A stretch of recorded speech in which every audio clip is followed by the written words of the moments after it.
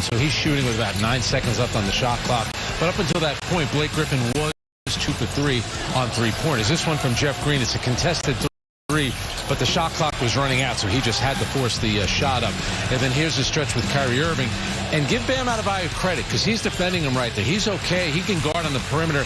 I thought this next shot by Kyrie, this was probably the best look that he got, but he was settling for three-point shots. This one, he gets Andre Iguodala off of his feet, but then he has, for the most part, a pretty open look. Can't get it to fall. And then the final shot for Kyrie Irving here. It's Bam Adebayo again, forcing Kyrie to take a long contested three.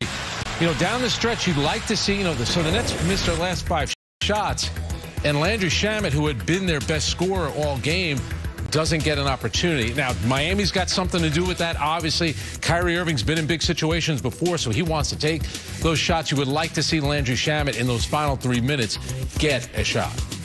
Just 4 minutes into the game, the Nets lost the services of Kevin Durant to a left thigh contusion. Landry Shamet, who came in, continued his hot shooting. The Nets had the lead late, but Adebayo's buzzer beater wins it for the Heat. Let's get the thoughts of the head coach, Steve Nash. Coach, the final 3:30, they outscore you 8-0. Just what was your assessment? Obviously, without seeing tape, but just live. Just what'd you see from you guys down that final 3.5 minutes? Yeah, we didn't execute down the stretch. We didn't get into our sets a couple times. We also passed up an open look at the end. Just wasn't sharp offensively at the end. And that was it. Overall defensively, I think we held them to 45 in the second half. Scrapped, fought, great. Just couldn't execute down the stretch, and we'll learn from this thing. Get better, and we a lot to be proud of tonight. We just didn't execute in the last 2 minutes. You've been able to talk to Kevin. I know he was there with his teammates there at the end. Just how he's feeling, how severe this might be. Yeah, he's sore, but we don't know how severe. We'll see, I think, tomorrow how he wakes up, and they can go from there. But right now, nothing's been determined. Brian Lewis with the New York Post.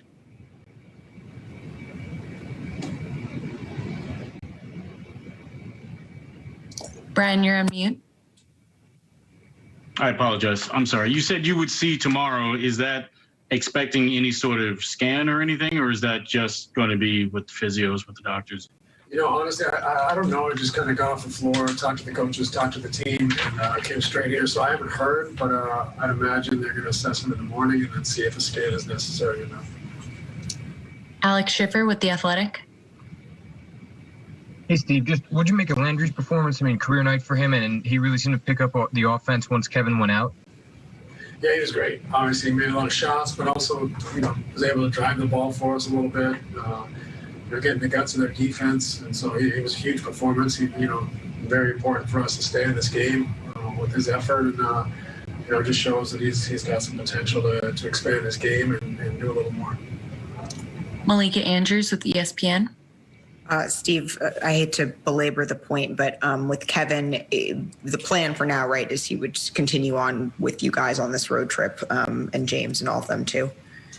I think so, but I'd be guessing. I imagine now that he's on the trip, he'll stay on the trip and get treatment the rest of the way. Thank you. Christian Winfield with the New York Daily News. Hey, Coach, what did you see from Kyrie down the stretch? And when you've got a guy who is so good at hitting shots in clutch moments, how do you balance that versus, like you said, getting into those sets and getting the rest of the offense going? Well, our sets were kind of designed to create space for him. We just never really got into them, never really got sharp, and we got left with him, having really tough looks over a defense that was loaded to him, and, a couple times with Adebayo's length on him. So, we got to do a better job of getting the right matchup, but also maybe getting into our sets to create some space for him. Justin Walters with Pix 11 News. Hey, Steve, of course, not knowing how long Durant may be out, do you think this is an opportunity for others to step up in the next man up mentality? I know you spoke about that a few days ago and just testing the mental toughness of the team. Sure. It's been that way the whole year. We've had, Kevin's only played 20-something games, and James been on a couple weeks. Kai's missing games, so we've had plenty of guys out of the lineup. So I think our team's used to stepping up and having different combinations and rotations. So nothing new for us. Last question, Tom Dowd with BrooklynNets.com. Hey, Steve, with Landry, he's had to take on some additional ball handling role lately with you guys being shorthanded at the point. Do those experiences kind of build up confidence, comfort level that kind of leads to a night like this?